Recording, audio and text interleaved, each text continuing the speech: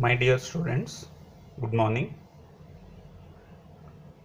पिछले कुछ क्लासों में हमने क्वांटम मैकेनिक्स की बहुत सारे टॉपिक्स पढ़े और लास्ट क्लास में हमने कॉम्पटन इफेक्ट के बारे में पढ़ा। Compton shift lambda dash minus lambda, इसकी वैल्यू हमने डिराइव किया h/m0c 1 माइनस cos फाई। फिर उसके बाद जो h/m0c है उसकी वैल्यू को भी जाना। आज उसी टॉपिक को आगे बढ़ाते हुए एनर्जी ऑफ रिकॉइल इलेक्ट्रॉन के बारे में पढ़ेंगे। उससे पहले मैं सब्जेक्ट नेम वगैरह जैसे हर बार लिखता हूँ। इंजीनियरिंग फिजिक्स आपके सब्जेक्ट है, जिसकी कोड होगा KAS 101T। जो मॉड्यूल नेम है क्वांटम मैकेनिक्स। फैकल्टी नेम है, my name is doctor Rakesh Mohan पुजारी।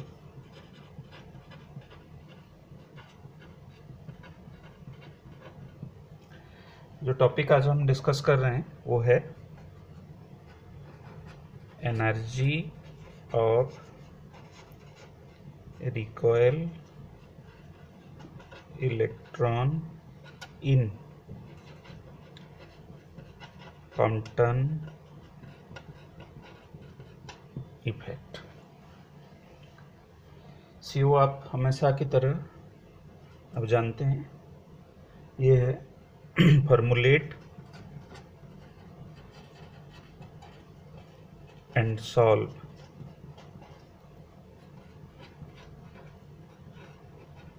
प्रॉब्लम्स ऑफ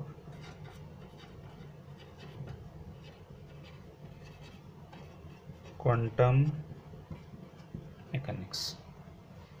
तो आज जो टॉपिक हम डिस्कस करेंगे वो है ये energy of recoil electron in Compton effect. तो इसको शुरू करते हैं, हेडिंग दे देते हैं energy of recoil electron.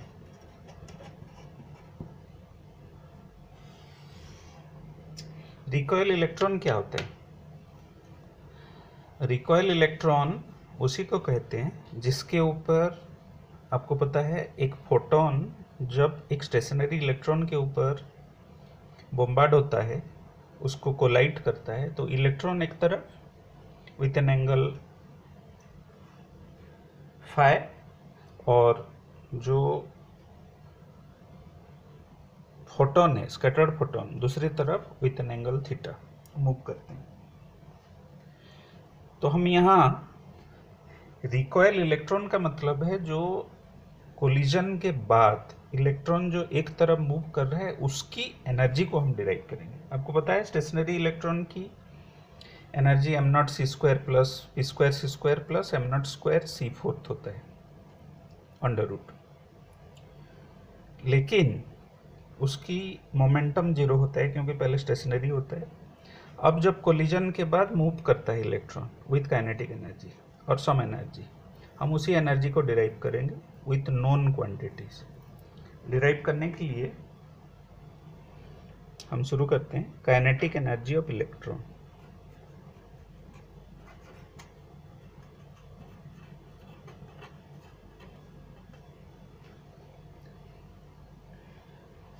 Kinetic energy आपको पता है ये इस एक्सप्रेशन से हम डिराइव कर सकते हैं। mc² है total energy, rest energy m0c²। इसको हम फोटोन के टर्म से ऐसे भी लिख सकते हैं hν माइनस hν0। यहाँ नॉट नहीं डैश हमने यूज किया है तो हम डैश यूज करेंगे hν डैश। तो काइनेटिक एनर्जी ऑफ इलेक्ट्रॉन कहाँ से मिलता है? इंसिडेंट फोटोन और स्कैटर्ड फोटोन की जो डिफरेंस है एनर्जी वो काइनेटिक एनर्जी के हिसाब से इलेक्ट्रॉन में चला जाता है। तो इसको ये दोनों एक्सप्रेशन से हमने एक्सप्रेस किया है। तो H new minus H new dash को हम ऐसे भी लिख सकते हैं, एच न्यू को हम कॉमन ले लेते हैं, 1 minus new dash by new, ऐसे लिख सकते हैं। इसको फिर इन टर्म्स ऑफ वेवलेंथ भी लिख सकते हैं, 1 minus lambda by lambda dash, क्योंकि आप जानते हैं nu is equal to c by lambda होता है। तो इसको फिर हम ऐसे भी लिख सकते हैं, h nu lambda dash minus lambda by lambda dash, common ले लिया, which is equal to h nu delta lambda by lambda dash. इसको हम ऐसे भी लिख सकते हैं, delta lambda divided by lambda plus delta lambda. हमने डेल्टा लैम्डा क्या लिया हुआ है, delta lambda is difference between both the wavelengths, दोनों स्कैटर्ड वेवलेंथ और इंसिडेंट वेवलेंथ दोनों के बीच में जो डिफरेंस है उसको हमने डेल्टा लैम्डा लिया। अब हम आते हैं कॉम्पटन इफेक्ट की इक्वेशन के ऊपर। कॉम्पटन इफेक्ट की इक्वेशन क्या होता है, डेल्टा लैम्डा, आपको पता है लैम्डा डैश माइनस लैम्डा, जो कॉम्पटन शिफ्ट कहते हैं, कॉम्पटन शिफ्ट।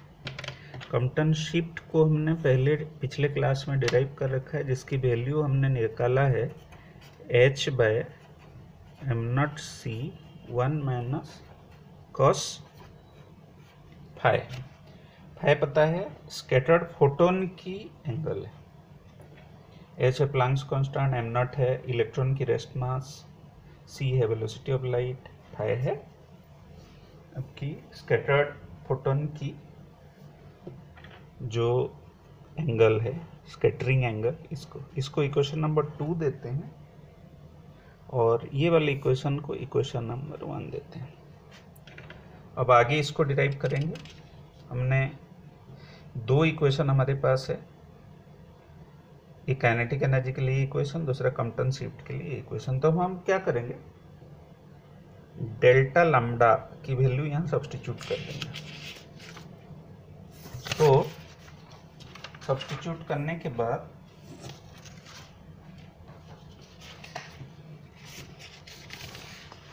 जो हमारी इक्वेशन आएगा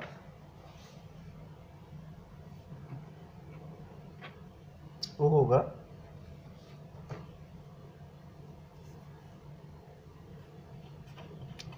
काइनेटिक एनर्जी ऑफ इलेक्ट्रॉन। ये रिकॉइल इलेक्ट्रॉन है,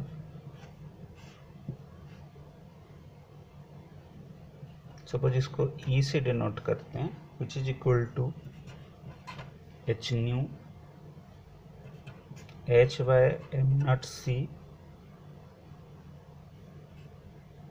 1 minus cos phi divided by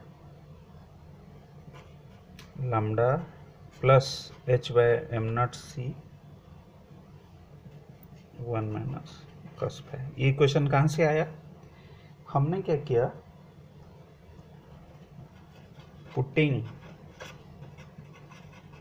value of delta lambda from equation 1 in equation 2। तो इक्वेशन 2 में इक्वेशन 1 को हमने सब्स्टिट्यूट किया, कौन सी वैल्यू, डेल्टा लैम्डा, हमारे पास ये इक्वेशन आ गया। ये इक्वेशन को थोड़ा सा सिंप्लीफाई करेंगे। सिंप्लीफाई करने के बाद ये एच न्यू ऑलरेडी है, h by m naught c lambda हम यहाँ दोनों तरफ डिवाइड करेंगे, यहाँ 1 माइनस cos फाई आ जाएगा और नीचे आ जाएगा, लैम्डा को डिवाइड कर दिया तो लैम्डा बाय लैम्डा 1 हो गया और यहाँ आ जाएगा h by m naught c lambda 1 minus cos phi. तो दोनों तरफ लैम्डा को डिवाइड कर दिया।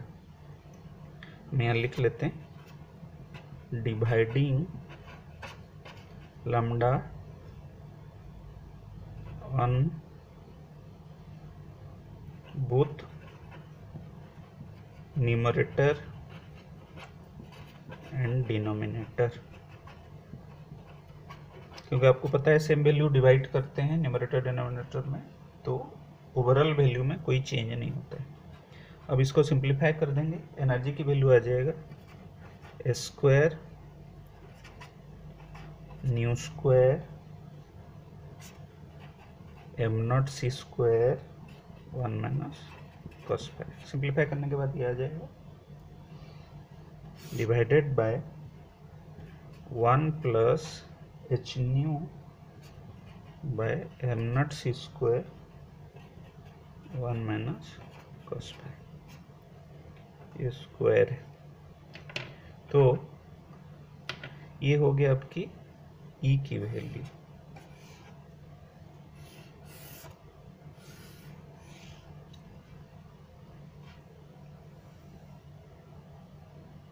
तो हमने रिकॉइल एनर्जी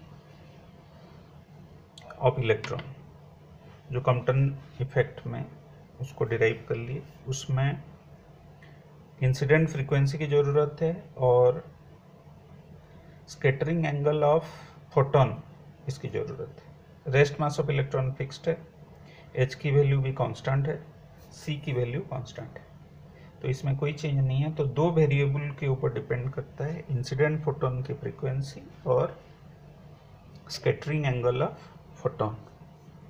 इसमें कई केसेस आते हैं। पहला केस हम देखते हैं, first case, if phi is equal to 0 and E is equal to 0। Phi 0 हो जाएगा तो एनर्जी 0 हो जाएगा, क्योंकि cos 0 1 होता है, 1 माइनस 1 0, दोनों तरफ 0 0 हो जाएगा। तो इसका मतलब है कि no recoil electron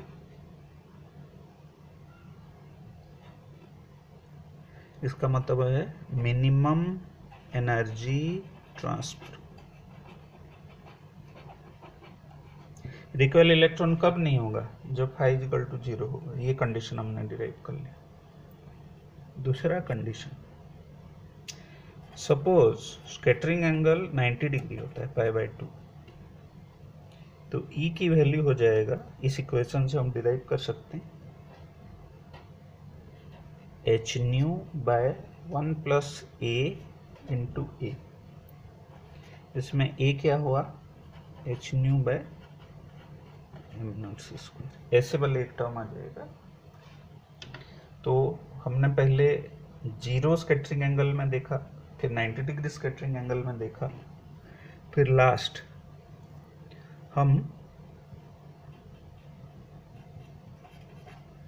scattering angle 180 degree में देखेंगे। Phi is equal to pi, E is equal to 2h nu a divided by 1 plus 2a हो जाएगा। तो ये कुछ नहीं है, मैक्सिमम एनर्जी ट्रांसफर है, मतलब इलेक्ट्रॉन के पास सबसे ज़्यादा एनर्जी इसमें जाता है। इसमें ए ऑलरेडी हमने डिराइव कर लिया, h nu by m naught c square. तो आज हम क्लास में कॉम्पटन शिफ्ट की इलेक्ट्रॉन, रिकॉइल इलेक्ट्रॉन की पहले एनर्जी डिराइव किया, फिर उसकी 3 कंडीशन हमने डिराइव कर लिया। ये एक मैथमेटिकली डिराइव टॉपिक है, तो इसको बार बार आप प्रैक्टिस करिए, अच्छे से नोट्स बना लीजिए और प्रॉपर तरीके से इसको समझने की कोशिश करिए। और सारे कंडीशंस इसमें आपको याद करना होगा वेरियस केसेस। और ये जो टॉपिक है kinetic energy of recoil electron, ये हमेशा कॉम्पटन शिफ्ट के साथ ही पूछा जाता है, कभी कभार अलग से भी पूछा जा सकता है। What is kinetic energy of recoil electron. तो आज हमने क्लास में kinetic energy of recoil electron को डिस्कस किया। अब ये आपकी मॉड्यूल क्वांटम मैकेनिक्स की लास्ट टॉपिक था। इसके बाद हम कुछ न्यूमेरिकल्स, जो भी पढ़े हुए टॉपिक के ऊपर, फार्मूले के ऊपर कुछ न्यूमेरिकल्स हम सॉल्व करेंगे अगली क्लास में। धन्यवाद।